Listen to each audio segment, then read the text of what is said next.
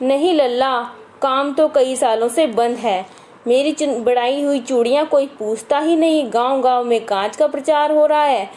कुछ देर फिर चुप रहा, यानी इस ऐसी स्थिति में वो चुप हो गए थे। फिर बोले, मशीनी युग है ना लल्ला, आजकल सब काम मशीन से ही होता है। खेत भी मशीन से जोते जाते हैं। फिर जो सुंदरता कांच की चूड़ियों में है, लाख में कहाँ संभव है। लाख की ऐसी सुंदर चूड़ियाँ नहीं बन सकती। लेकिन लेखक कहते हैं, लेकिन कांच की चूड़ी तो खतरनाक होती है काका, वह तो नुकसान देती है।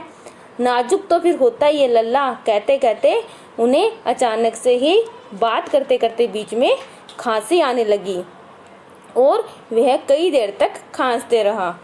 मुझे लगा उन्हें दमा है। अवस्था के साथ साथ उनका शरीर ढल चुका था। उनके हाथों पर और माथे पर नसें उभर आई थी, यानी उनके उम्र दिखने लगी थी। जाने कैसे उसने मेरी शंका भाप ली, यानी वो पहचान गए और बोले, दमा नहीं है मुझे, फसली खांसी है। यह 2-4 महीने से आ रही है, 10-15 दिन में ठीक ही हो जाएगी।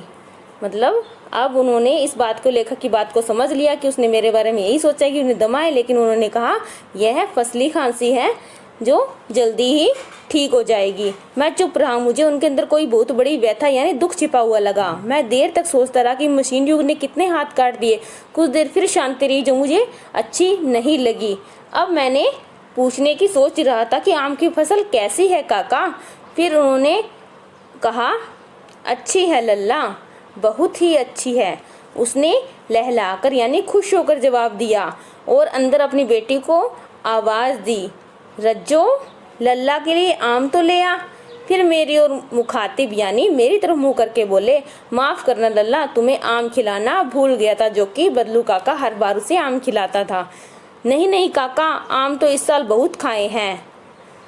लेखक ने कहा, वाह वाह, बिना आम खिलाए कैसे जाने दूंगा तुमको। बदलू काका बोले। मैं चुप हो गया। मुझे वे दिन याद आ गए जब वह मेरे लिए मलाई बचा कर रखता था। यानी लेखक को अपनी पुरानी बातें सारी याद आ रही है। गाय तो अच्छी है ना काका, मैंने पूछ लिया। अब बोले, गाय कहाँ है लल्ला, 2 साल हुए बेच दी, कहाँ से खिलाता जब मेरा ही रोजगार बंद हो गया। इतने में रज्जो, उनकी बेटी, अंदर से एक डलिया में आम ले आई। यह तो बहुत है काका, इतने कहाँ खा पाऊंगा। लेखक कह रहे, इतने सारे आम मैं कैसे खा पाऊंगा। जब बदलू काका हंसकर बोल पड़े, वाह वाह लल्ला, शायरी ठहरे ना।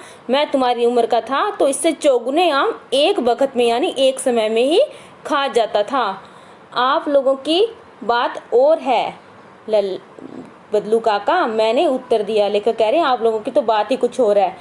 अच्छा बेटी, लल्ला को 4-5 आम छाट कर दे दो, सिंदूरी वाले देना। देखो लल्ला कैसे इस साल यह पेड़ तैयार हुआ है। वो अपनी बेटी को बोलते हैं कि इसे 4-5 आम छाट कर दे दो। जो ने 4-5 आम अंजुली में यानी दोनों हाथों में लेकर मेरी ओर बढ़ा दिए। आम ले लेकिन मैंने हाथ बढ़ाया तो मेरी निगाह एक क्षण के लिए उसके हाथों पर ठिठक गई। गोरी गोरी कलाइयों पर लाख की चूड़ियां बहुत ही अच्छी लग रही थी। वह दिखने में काफी सुंदर प्रतीत हो रही थी। बदलू ने मेरी दृष्टि देख ली और वह कुछ सोचकर बोल पड़ा, यही आखिरी जोड़ा बनाया था जमींदार साहब की बेटी के विवाह पर।